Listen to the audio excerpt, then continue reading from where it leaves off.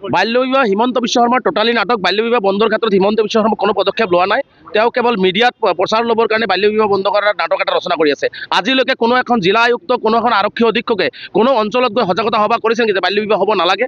আমি যে গাঁৱে ভূঞে চিঞৰিছোঁ বাল্য বিবাহ বন্ধ হ'ব লাগে, কিন্তু চৰকাৰ প্ৰশাসনৰ ফালৰ পৰা বিয়াগম ডিপাৰ্টমেণ্ট, স্বাস্থ্য বিভাগ আছে, সমাজ কল্যাণ বিভাগ আছে, পুলিচ আছে, জিলা আয়ুক্তসকল আছে, তেওঁলোকক আজিলৈকে বাল্য বিবাহৰ ক্ষেত্ৰত কোনো পদক্ষেপ লোৱাৰ কাৰণে নিৰ্দেশনা প্ৰেৰণ কৰে। ইটোৰ পৰা বুজা যায় যে বাল্য বিবাহৰ নামত আৰু ড্ৰাগছ মুক্ত এখন সমাজ গঢ়াৰ নামতো হিমন্ত বিশ্ব শৰ্মা নাটক কৰি আছে।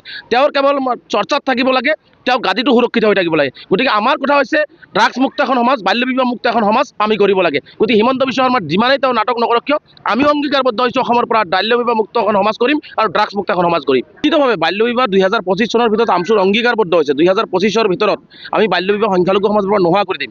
আমি বিচাৰিছোঁ ড্ৰাগছ মুক্ত এখন সমাজ কৰিব লাগে। চৰকাৰ, প্ৰশাসন, পুলিচে ড্ৰাগছ মুক্ত সমাজ কৰিব পৰা নাই। তেওঁলোকে আৰু ড্ৰাগছ ব্যৱসায়ীসকলক, ড্ৰাগছ সেৱনকাৰীসকলক তেওঁলোকে এনেকুৱা লাগিছে যে ৰক্ষণাবেক্ষণ দিহে আছে।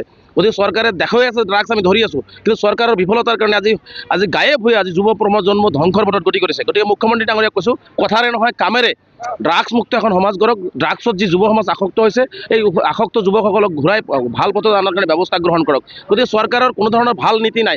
চৰকাৰৰ কেৱল নীতি হৈছে হিন্দু আৰু মুছলমান হ'ব লাগে, হিন্দু মুছলমান ভাগ হ'ব লাগে আৰু ৰাজনীতি তেওঁলোকৰ গাদী অধিষ্ঠিত থাকিব লাগে। আৰু হিমন্ত বিশ্ব শৰ্মা ডাঙৰীয়াক স্পষ্টভাৱে সকীয়াইছোঁ যে মানুহৰ উন্নয়নৰ ৰাজনীতি কৰক, শিক্ষাৰ ৰাজনীতি কৰক, মানে মানুহক আগুৱাই লৈ ৰাজনীতি, সমন্বয়ৰ ৰাজনীতি কৰক, ঘৃণাৰ ৰাজনীতি নকৰিব।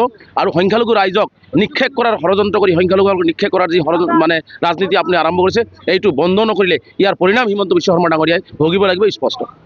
সভাপতি দায়িত্ব মোক অসমৰ সংখ্যালঘু ৰাইজ, আমচুৰ প্ৰতিনিধিবৰ্গ, আমচুৰ প্ৰাক্তন সন্মানীয় বিষয়াসকলে অৰ্পণ কৰিছে। তাৰ বাবে মই সকলোৰে ওচৰত চিৰকৃতজ্ঞ। আৰু মোৰ ওপৰত আৰু এটা গুৰু দায়িত্ব বহন কৰিছে যিহেতু, গতিকে মই 2টা টাৰ্মছ কাম কৰিছোঁ আৰু ৰাইজে যাতে এটা আস্থা ৰাখিছে।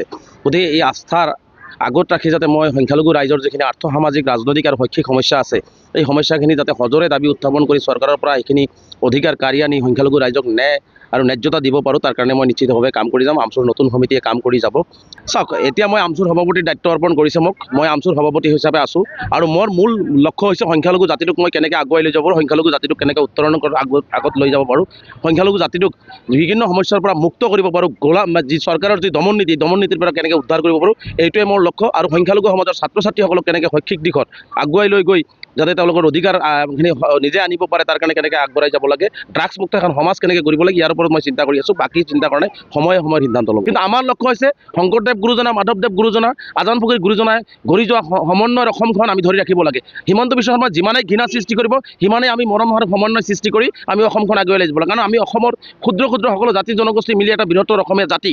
গতিকে এই বৃহত্তৰ অসমীয়া জাতিক ধ্বংস কৰিবৰ কাৰণেহে হিমন্ত বিশ্ব শৰ্মাই আজি যে গাদীত থাকি পেলাই তেওঁ কাম কৰি আছে। গতিকে আমি বৃহত্তৰ অসমীয়া জাতিটোৰ সকলো জাতি জনগোষ্ঠীৰ সমমৰ্যাদা আৰু সমবিকাশ কেনেকৈ কৰিব পাৰে, তাৰ কাৰণে আমি কাম কৰিম।